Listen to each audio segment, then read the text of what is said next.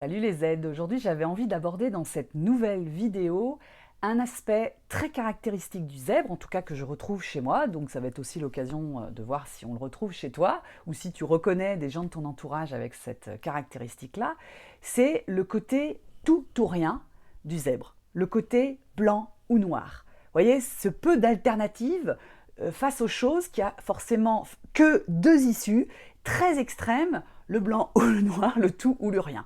Est-ce que tu te retrouves dans ce fonctionnement? Est-ce que tu as des anecdotes en tête ou est-ce que tu te rends compte que face à des choix à faire, à des alternatives à prendre, il y a ce côté très tranché de voir les choses et de prendre des décisions qui parfois se heurtent en face à de l'incompréhension ou se bloquent, plutôt que de te permettre d'avancer, te bloquent carrément dans ce que tu vis. Je me rends compte que chez moi, je suis très tranchée, par exemple sur les personnes. Je vais vite me faire une idée des personnes et, si je puis dire, les classer, mais sans demi-mesure. Il y a vraiment, ça m'intéresse pas. Il n'y a pas tellement d'entre-deux, quoi. Je suis dans deux extrêmes très catégoriques. Voilà, c'est vraiment le mot que je cherchais, très catégorique. Donc ça peut être vis-à-vis des autres, ça peut être vis-à-vis d'une situation qu'on analyse, blam. De toute façon, voilà, ça peut pas être autre chose que tout noir ou tout blanc. Ce fonctionnement très tranché, il peut poser problème. À la fois, il a des avantages parce que ça permet justement de trancher dans le vif et de pas avoir d'état d'âme, de pas être dans l'à peu près, l'entre-deux, le peut-être que, oui mais non. Même si on va, une fois tranché, continuer de douter beaucoup de notre tranchage. Hein. Le doute, il va toujours être là.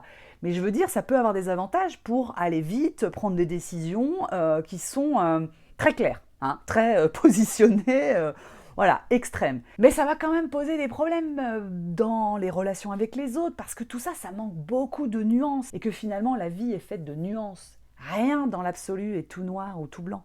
Rien est tout ou son contraire.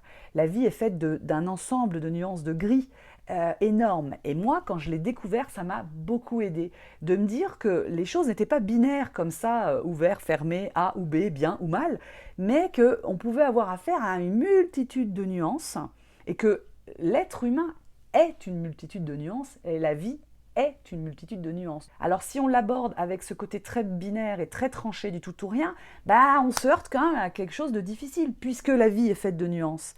Difficile de l'aborder avec une posture binaire. Le fait de voir les choses avec plus de nuances, c'est aussi amener de la souplesse, de la rondeur, c'est relâcher un petit peu cette tension. Et puis on a besoin de cette souplesse vis-à-vis de la vie qui change, vis-à-vis des gens qui changent, qui évoluent, qui sont multiples, qui sont complexes.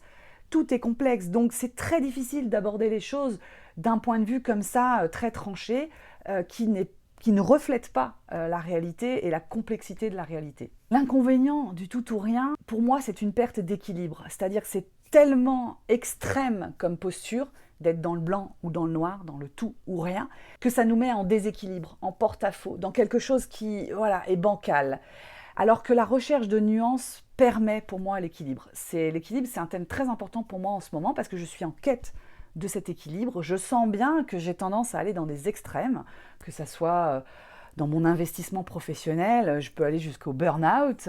Et je suis dans cette recherche d'équilibre, de quelque chose de plus serein, apaisé, qui m'apporte sans être dans un extrême. Et donc pour moi, le tout ou rien, c'est un déséquilibre, c'est quelque chose qui est désaxé, donc n'est pas très épanouissant dans sa vie. Je pense déjà que ce qui est important, c'est d'en prendre conscience. Et de se rappeler des anecdotes où ce tout ou rien a pu cristalliser un petit peu l'ambiance ou la relation avec l'autre, a pu tendre les choses avec son chef, le fait d'être très tranché comme ça. Le fait d'en prendre conscience, de prendre du recul, pour moi, c'est déjà énorme parce que c'est une façon de commencer à faire différemment, à se remettre en question, ou en tout cas de pouvoir prévenir les autres qu'on peut avoir cette tendance-là au tout ou rien, et que même si c'est violent, il n'y a aucune intention d'être violent derrière. Voilà, cette vidéo va être assez courte. J'avais envie de zoomer sur cet aspect tout ou rien, parce que je me rends compte encore chez moi et que je me rends compte chez les autres. Évidemment, j'attends en commentaire que tu me dises si tu te reconnais dans cette caractéristique, et si toi-même tu as abordé des stratégies pour contrecarrer cette nature un petit peu ambivalente de tout ou rien, ou de blanc ou noir. Je te dis à très bientôt, c'est-à-dire jeudi prochain à 18 h en direct. Et d'ici là, prends soin de toi.